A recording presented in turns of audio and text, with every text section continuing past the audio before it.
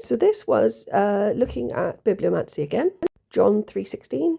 For God so loved the world, he gave his only begotten Son, that whosoever believe in him should not perish but have everlasting life. This phrase, only begotten, is also present in Hebrews 11:17, when Abraham offered up his only begotten son, referring to Isaac, even though he did have another son in Ishmael, which comes from Yolad, bear, beget, born, calve, as in of a cow. The image almost looks like a gate or a fence that's sort of partially broken. I kind of got the impression that this bottom part that looks a bit like a doorway might have been a letter in Hebrew, but I can't find anything that I'm convinced it is. It looks like lots of different things happening on different levels. So there's a bunch of people sort of on what would be, I guess, the first level, and a fair few of them are green.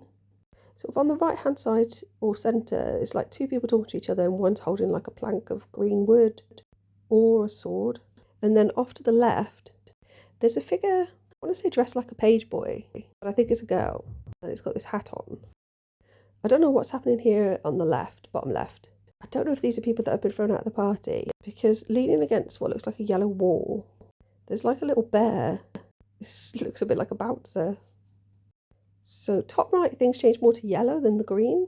So there is a green tall person or a cactus. And about halfway down, sort of in the lighter colour, possibly a camel. In that sort of doorway that I thought could possibly be a letter, it looks like a couple of people emerging from that doorway.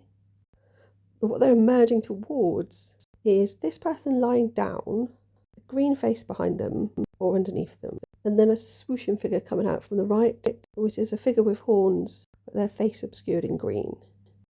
Oh, I've just noticed there's a female figure to the right of that letter. She's got her head bowed and something like a snake looping around her, and above her this horned figure that has a cross on the side of its cloak. So actually her head is what I thought was a plank earlier.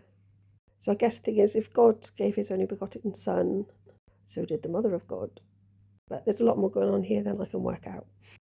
I do like it though. It's a bit different to some of the other things that I've been doing lately. So that's always nice. Thanks for listening, and please like and subscribe.